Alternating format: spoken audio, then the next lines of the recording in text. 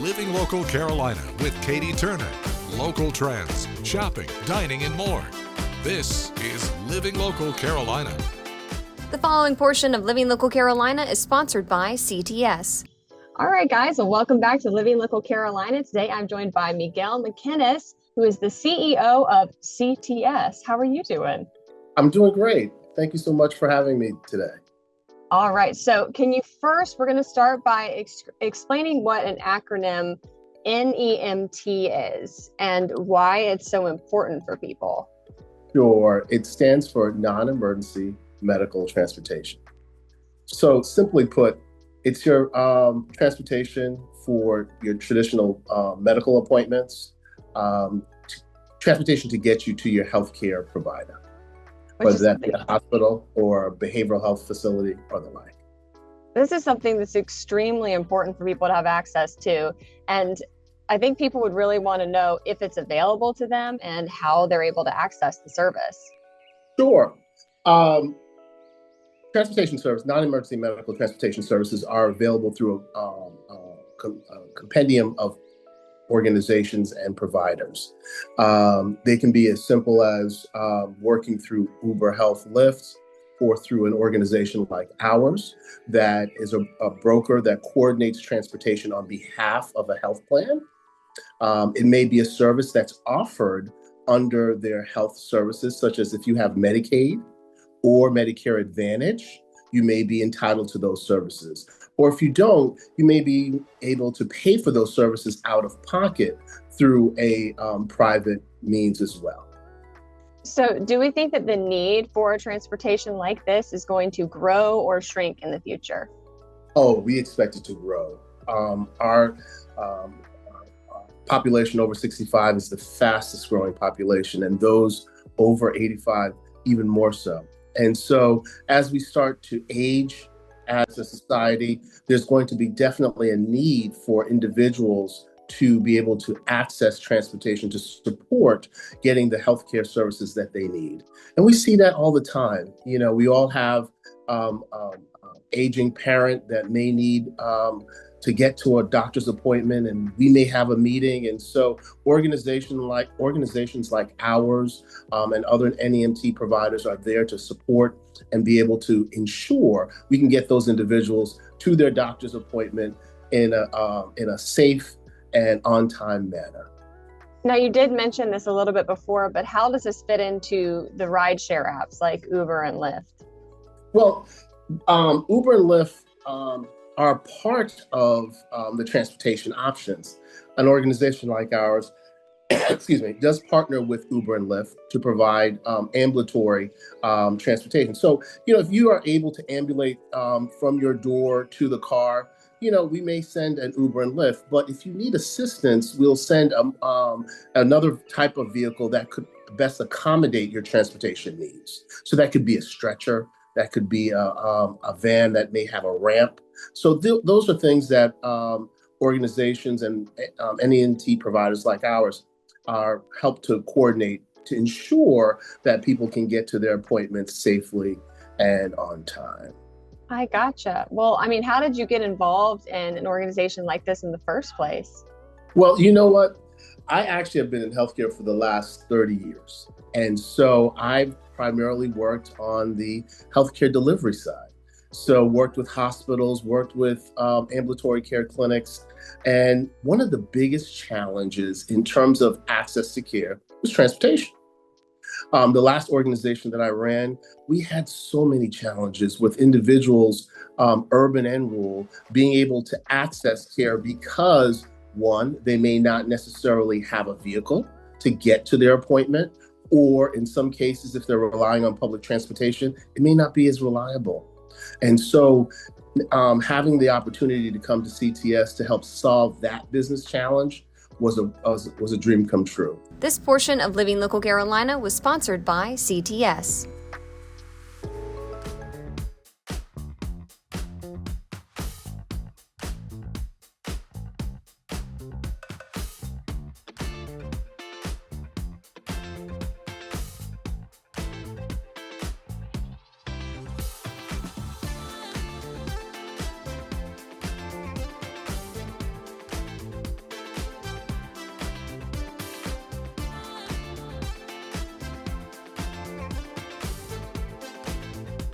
We'll be back right after this break with more Living Local Carolina.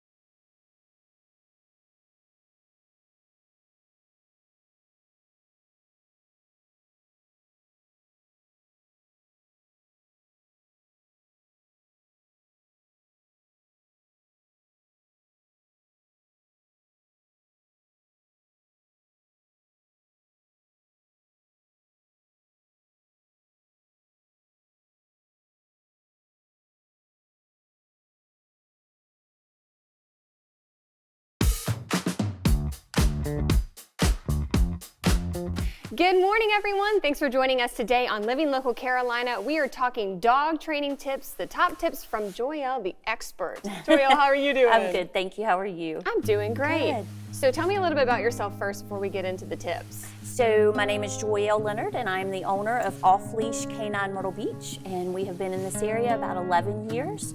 So we are very excited to help the community and help owners and pet parents to be able to communicate more effectively with their dogs. I love it. You know all the things that I probably should be taking some notes. So grab a pen and paper, folks, because you've got some top tips on how to train your dog. Correct, absolutely. So the first thing is don't forego using a crate. A lot of people will stop using the crate when their puppy gets housebroken or they maybe get through that chewing phase. So don't ever forego using the crate. The crate is so beneficial for the long haul of you having your dog. The next thing that I would tell you is owners tend to start thinking about, when they're starting to think about getting a puppy, they don't really consider their lifestyle and what's going on in their house. So we have lots of dogs in our rescues. We have lots of dogs in our shelters. They are very overrun right now. But a lot of times owners don't consider what's going on in their house, what their daily lifestyle looks like. Are they home? Are they not home? Do they have small children? Do they like to be out and vacation? So you really need to consider your lifestyle when you're thinking about the breed of dog that you're trying to get or you're wanting to get. So research that breed, really look into that. Think about your lifestyle, make a pros and cons list. Help yourself to be able to start off on the right foot. The last thing I would say is please be respectful when you see other people out with their dogs. Not every dog is a dog person. Not every dog is a dog. So please don't allow your dog to just run up to another dog that they see. It's rude, and sometimes that dog can create a situation that makes the other dog feel uncomfortable, and therefore that dog will attack the other dog. So you have a whole nother scenario on your hands. And then the last thing goes along with people too. Don't allow your children or you don't run up and start to rub another dog just because you see another dog out. I'm a dog person, you're a dog person, Katie, right? So we're not just gonna go up because we're dog people and just be all in that dog's face. That dog you can set them off, be respectful. Well, it is a hot and sunny day here on Pawleys Island, and I am joined by Mr. Thomas Williams. How are you doing? Great, hot, but I'm still here. Yeah, we're holding in there. But tell me about you and what you do. Well, my name is Thomas Williams. My telephone number is 814-8598. Area code is 843. I live in McClennanville, but I come from McClennanville to Pawleys Island for the last 29, 30 years. And I also come 4 days a week, and I love it, and I don't think I see no way I'm going to stop. Now, what do you do? I do the, if you see the stick I got, I do the cobra, I do the owl, I do the rattlesnakes, I do the fish, the flounder, the rainbow trout, the catfish, wide-mouthed bass. If you name it, I can do it. Now, how did you learn that you could actually do this? Or at my father, 3 generations back, and my older brother showed me because my father had passed away. And he showed me how to do it, and then after that it's just history. But some of the things, like my brother couldn't do a cobra, he couldn't do an alligator, which a whole alligator, that's what I do also. The big flounders, or he could have made just regular sticks. But you can get a little fancy with it. Yes, huh? I just gotta. If I see it in with my eyes, I don't have to have a picture. I can automatically draw it. That is so cool. Yes. You're able to hand carve these sticks, and Right. then you even paint them and seal them, and they're very functional as much as they're beautiful. Right. If you see this one, this is what you call a honeysuckle vine wrapped around a cherry. The head is a put on. So this is got a rod, a steel rod, not anything else in there but a steel rod. So in case if you drop it, it won't break. Okay, so you're out here 4 days a week. Can you tell me the address and where people can find you? Yes, you can find me at 1061 5 Paula's Island, near the bakery.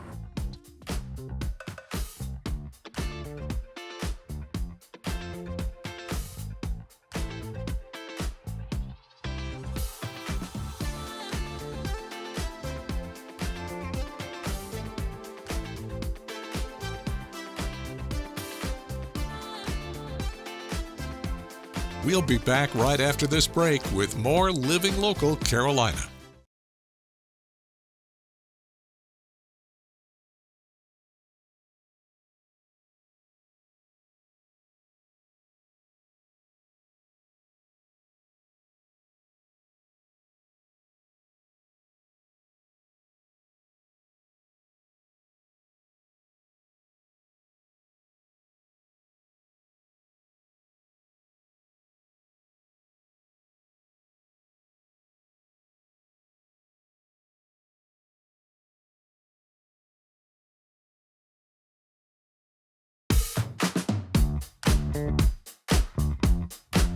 Welcome back to Living Local Carolina, everyone. I am excited because today I have Marie Livingston in the studio, and we're going to talk about Friendship Place. How are you? I'm doing well. What about yourself? I'm doing great. Good. So, what's Friendship Place? Friendship Place, we are often called and referred to as a place of refuge for our neighbors within Georgetown County. We are excited to be able to just creatively meet some pressing unmet needs of our neighbors, to include food insecurity, childhood literacy, as well as just a variety of things that our neighbors are in need of. And I can imagine, we'll probably get to this in a second, that the community can always help. Oh, It's one of those absolutely. things. Absolutely. So what do you need from the community right now? Sure. With any of our programs, Georgetown Prays is the foundation. We are a Christian-based nonprofit organization, and we believe in the power of prayer. And so we have a prayer team ministry under the program Georgetown Prays. We're always looking for volunteers for that. So it's simply a time to gather to pray with and for our neighbors. With Georgetown Eats, it addresses food insecurity, where we invite our neighbors to come in and sit down, we fellowship with them, and we provide them with a meal. For some, that's the only meal that they receive for the day. And we're always looking for volunteer cooks, servers, cleaners, etc. for that initiative. We also have Georgetown Lives, where is a hub, and we connect our neighbors to resources, whether it's for utility support, rent support, and or just need a friendly ear to just listen to regarding their situation that they're in. And then Georgetown Learns is for our youth, and we have scholars where we provide childhood literacy 1-to-1 tutor-scholar ratio. We make the learning fun in a high-energy environment, and we always need volunteers for that as well. You guys have really covered the bases. We try to. I love that. Well, what feedback have you gotten from the community? That they're appreciative that we're there for them. They often come, again, as a place of refuge. They don't want to leave. When they come, they just want to stay because it's an environment where it's welcoming and inviting. All right, well, where can people learn more information about you guys? We encourage them to visit our website at friendshipplaceinc.org.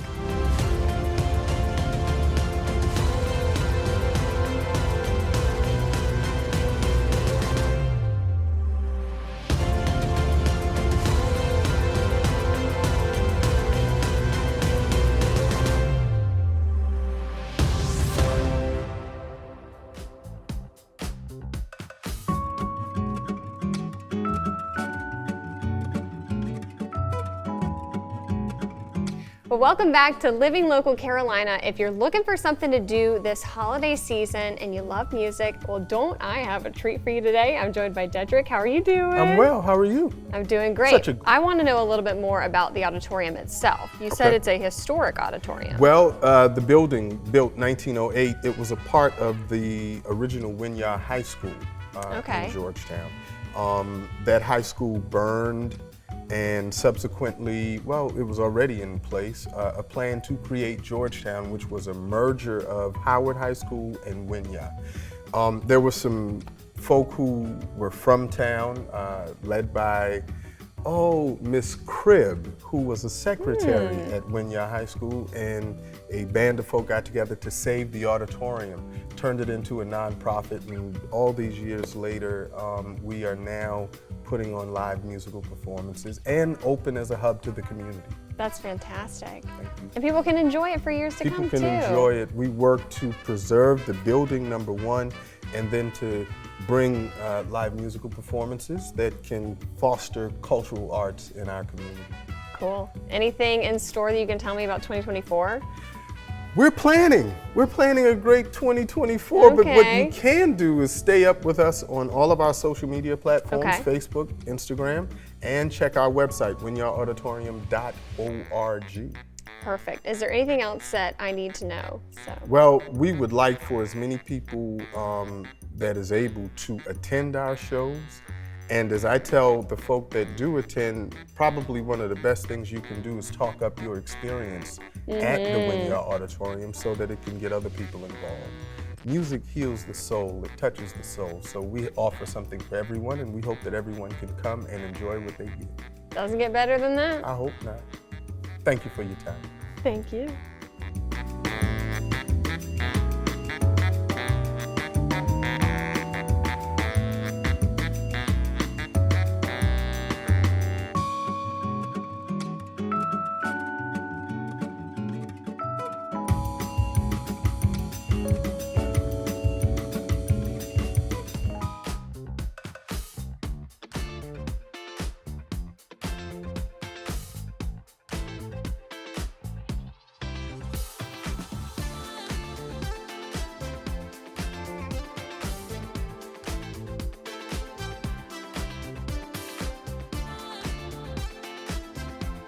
We'll be back right after this break with more Living Local Carolina.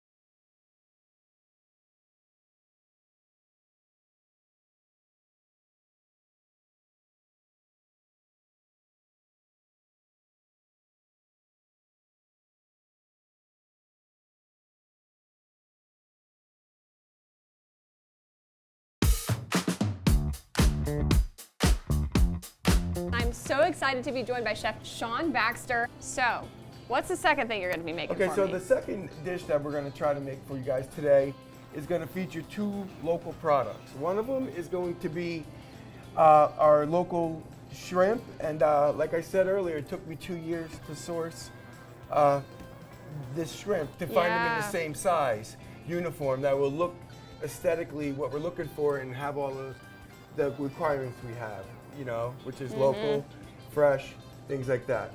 The company that I sourced them from is known as the Woods Fishery, and they've actually been in business since 1860. Wow.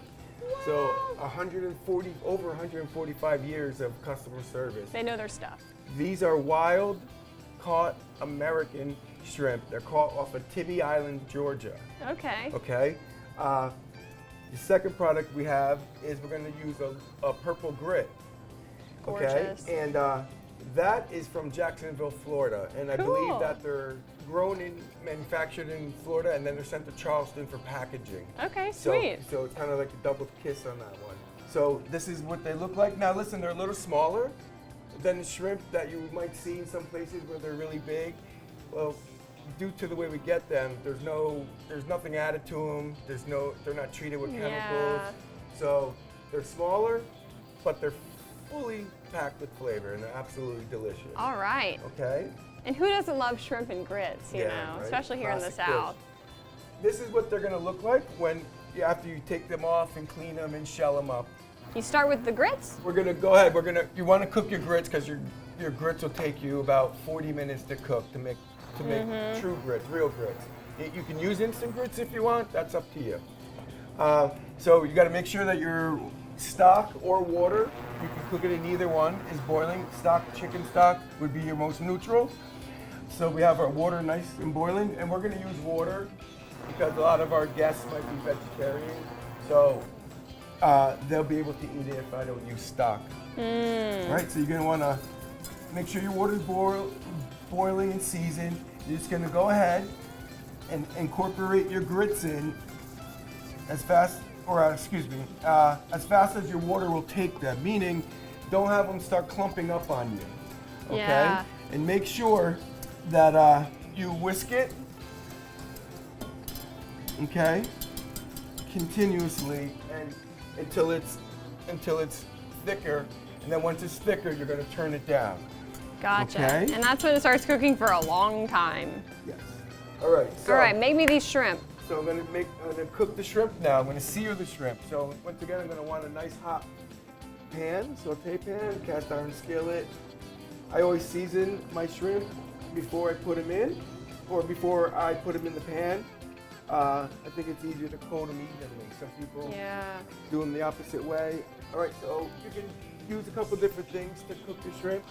You can use olive oil or a blended oil, butter. I like to use a combination. Gotcha. Gives it a little more color and a little more flavor. I'm gonna go ahead and whisk this. Okay, so first I'm gonna put a little olive oil in the pan. Not too much because we're not frying them. Okay. Put my butter. Let this come up to the heat. What do you want on the plate? All right, here, that's sizzle. Oh, yeah.